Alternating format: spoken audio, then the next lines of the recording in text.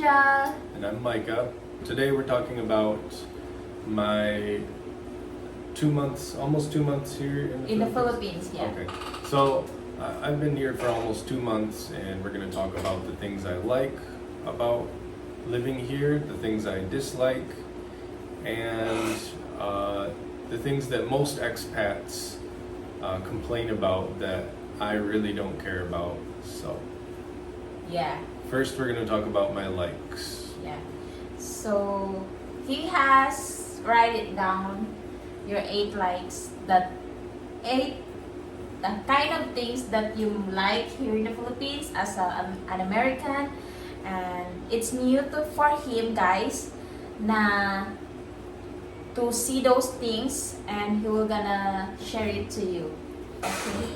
What Well, first things? Most things here aren't really new to me. I've been here 5 times now. This is my 5th time here, but I'll be here for a while this time. So the past times have just been visiting. Essentially, now I'm kind of living here. So yeah. So number 1, of course, I love the food, the cuisine, I should say, because I've split this into two categories for food.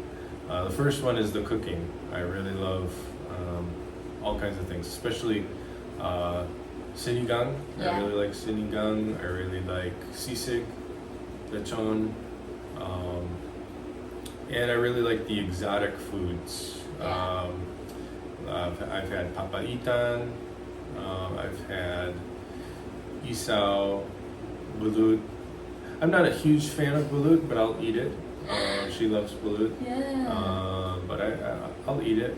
It's so, it's not like gross to me or anything. It's just it's just another type of food. You know, guys, at first, because he is American, and I was like very pressure what I can give, what I can serve, what I can offer for him.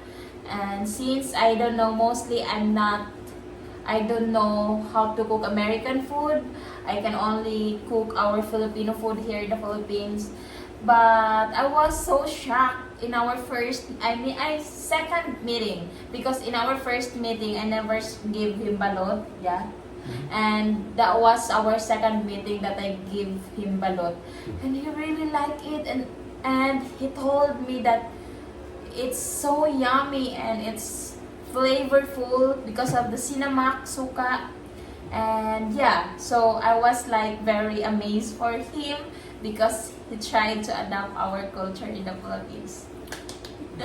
Well, and that wasn't the first time I had it. I had it in Siargao the first time I came to the Philippines. So the second thing I like about the Philippines, well, I love it, is the tropical fruit, the availability of tropical fruit. I come from a very cold northern place in the United States, and we do not have those types of fruit there. We have them imported, but they're very expensive and not very fresh. And my favorite fruit of all time is passion fruit, and passion fruit is pretty plentiful here. We can't always get it, but it's very fresh and amazing. Yeah, because here in the Philippines they have farm. They are more into agriculture, farming, and so there's a lot of tropical fruit here that you don't have there in Western country. Like, let's say in your place, you don't have passion fruit there. Like what you told me. You remember you bought one, and it's how do you call it? Like shriveled up. It's they're very shriveled. We get only the purple ones. Yeah. Here more often we have the yellow ones. Yeah, yellow one. They all taste kind of the same, but those shriveled up purple ones, those are the first kind I had, and I realized that I love passion fruit by eating those, but they're so small, they're shriveled up, they're not fresh, and they only just one of those would cost like more than $1, I think, in the US, or at least in Michigan. So it's nice here. For the Here same you can price, you get 10 yeah. really juicy ones. Yeah, here you can get 10 passion fruit for only $1.50. $1 you can get 10 passion fruit, and it's very fresh and very tasty. Oh, and of course the national fruit, right, is mangoes, right? Yeah. So I never had green unripe mangoes, but the first time I had green unripe mangoes was here, and she introduced me to Dayuk, Yeah, which is Dayuk. another which is Yeah. another intestinal food. Yeah, it's exotic food for him. that we don't really eat in the Yeah. U.S. and Yeah. so I like that. So I also really like beer. I try not to drink too much beer, but when I do, I don't drink Dos Equis. I drink San Miguel. So coconut trees. Yeah. So I used to travel around the U.S. and one of my favorite places is Florida because it's kind of subtropical there, and they have palm trees. Well, those palm trees, anytime I saw them, would just flip a switch in my brain and make me happy. And Yeah. Same thing with coconut trees here. I feel very happy when I see coconut trees. Hey in the guys, I background. want him to try to climb in the coconut trees, but I'm a little bit scared. Maybe I'm because a his little palm, scared too. his palm, and this is not strong, so he might be fall. Yeah. Yeah. That's why, I'm not like, gonna maybe do that without some equipment. in our first meeting, like I was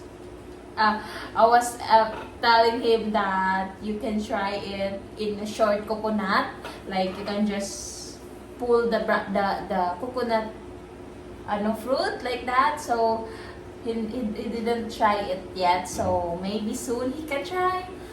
Yeah, maybe. I don't know. I think I've been scared of climbing coconut trees Yeah. ever since I heard about some guy falling out of one and getting paralyzed. So Yeah. I don't know. I just I'll leave that to the My dad- professionals. My dad was so sad to tell you guys that my dad had been fall down from the coconut 12 feet, more than 12 feet high, and he fall down there. 6 months he got paralyzed, and he just lay down. He has been what do you call this? Bedridden. Bedridden in the 6 months.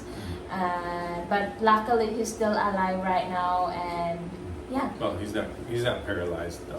He's not paralyzed, but his Spinal cord. spinal cord was broke. Spine was broken. Yes, was broken. His spine was broken, and yeah, but So he survived from that. maybe a partial paralysis or Yeah, temporary paralysis of some sort. Yeah.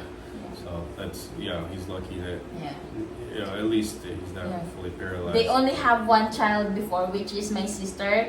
But even though he fall down from the 12 feet trees, he can still he can still our father. Yeah, because before they only have one child, which is my eldest sister. Yeah, when he fall down from the coconut tree. Mhm.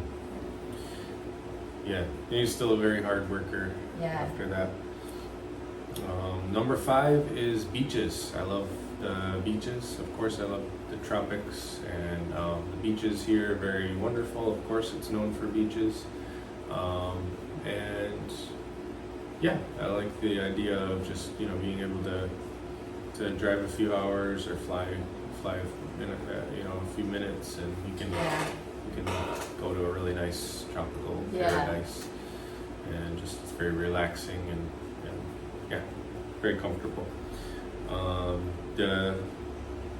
The mountains as well. I love mountains, and I've always loved mountains, probably since I went to Japan, and I love climbing the mountains, so mountain hiking, that sort of things. Yeah, we've been to Lake Colon. That's our first very kind of very far hiking that we ever had, and that was our, what do you call this? Lake Colon is located at Tiboli, South It was Cotabato. part of our honeymoon, right? Yeah. So Yeah. So there's a lot Cool. of pretty nice mountain here in the Philippines. yeah. Yeah, I want to climb Mount Matutum. We can see Mount Matutum behind a coconut tree. If that darn coconut tree wasn't there, we could see Mount Matutum out of our Yeah. back window. But I'm also happy with the coconut tree. So, Yeah. let's see. And for those who don't know, Mount Matutum is a volcano, so it's kind of a cool shape. And I love just going out my front door and seeing that we're surrounded by mountains. Is really cool. Yeah. We don't really have that in Michigan because we are we're one of the flattest states in the U.S. And so, yeah, we don't really have mountains. We have mountains up north in the northern, the upper peninsula, but not in the south. So, and then, yeah, I really like people here. They're very friendly. They're very positive in general.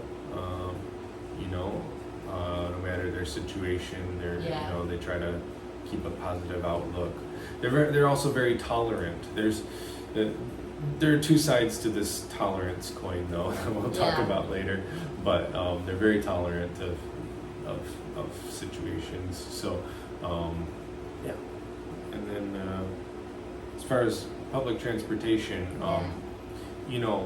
it's not like Japan. It's not, perfectly running, trains, perfectly, ornate and immaculate trains. It's very rudimentary. It's very rough and sometimes uncomfortable.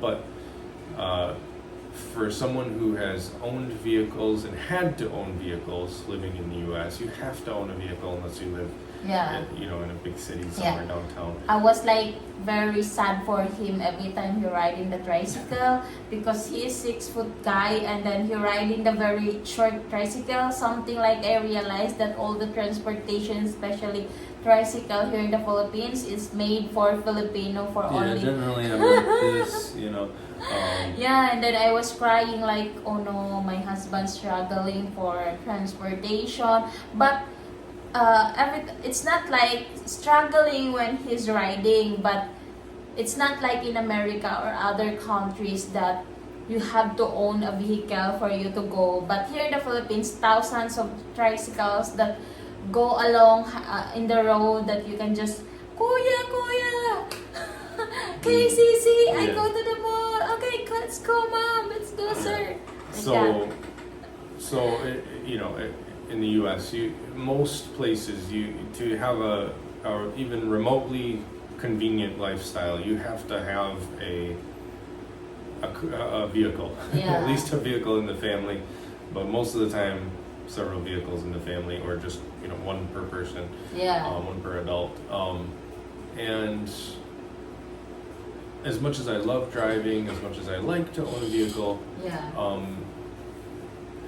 having public transportation always available is super nice. You don't have to worry about the upkeep of your vehicle. You don't have to worry about paying for gas.